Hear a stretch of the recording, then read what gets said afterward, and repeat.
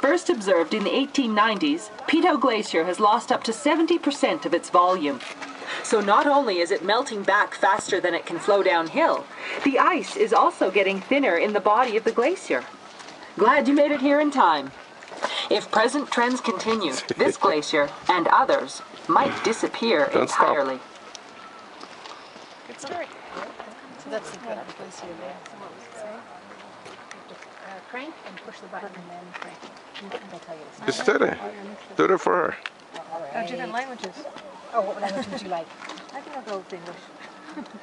Peyto Glacier is flowing very slowly downhill. Its source is the Wapta ice field above. There's been plenty of talk lately about climate change, and our receding Rocky Mountain glaciers certainly reflect that. Since it was first observed in the 1890s, Peyto Glacier has lost up to 70% of its volume.